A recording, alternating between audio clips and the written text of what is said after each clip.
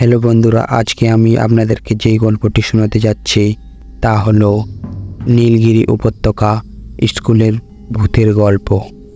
চলুন তাহলে এই গল্পটা শুরু করা যাক। নীলগিরি উপত্যকা একটি ছোট্ট শহরে একটি পুরনো স্কুল ছিল। বিদ্যালয়টি তার ঐতিহ্যবাহিতা এবং এটির শিক্ষার্থীদের জন্য শিক্ষার মানের জন্য বিখ্যাত ছিল। কিন্তু সেই স্কুলের কাছে একটা পুরনো এবং ভুতুড়ে প্রাসাদও ছিল, যেটিকে স্থানীয় লোকজন ভয়ঙ্কর ও অজানা বলে জানত। একদিন স্কুলের ছাত্রী রিয়া এবং তার বন্ধু রাহুল এবং মেঘা সত্যি একটি ভুতুড়ে বাড়ি আছে কিনা তা খুঁজে বের করতে বের হয়।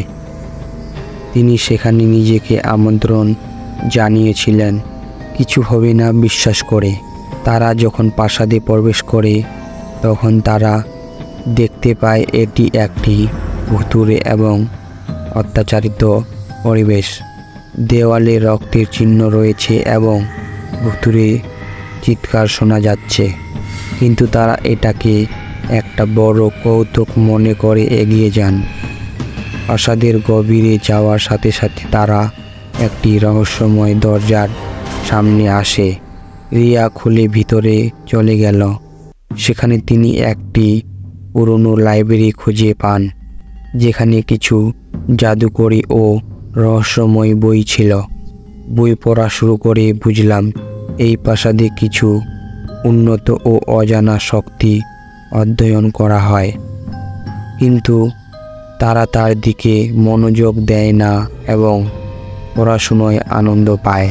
কিছুদিন পরে তাদের স্কুলে প্রত্যাশিত এবং অজানা ঘটনা ঘটতে শুরু করে।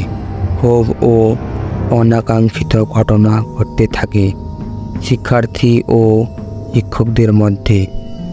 রিয়া, রাহুল এবং মেঘা মনে করেন তাদের আবেগ নয়, দেখা গেছে প্রাসাদের লুকিয়ে থাকা শক্তির কারণে এইসব দুর্ঘটনা ঘটেছে। এখন তাদের প্রাসাদের রহস্য সমাধান করতে হবে বা আরও বড় ভয়াবহতার মুখোমুখি হতে হবে। তারা প্রাসাদের গভীরে নেমে রহস্যময় দরজার দিকে এগিয়ে যায়, কিন্তু দরজা খোলার সাথে সাথে তারা অন্য জগতের মুখোমুখি হয়। এমন এক জগৎ যা তাদের ভেতরে লুকিয়ে ছিল, যা তারা কখনো কল্পনাও করেনি। প্রাসাদের অভ্যন্তরে তারা একটি পুরনো এবং অজানা শক্তি দ্বারা স্বাগত জানায়, যা তাদের এই আশ্চর্যজনক অ্যাডভেঞ্চারে অংশগ্রহণ করে তোলে।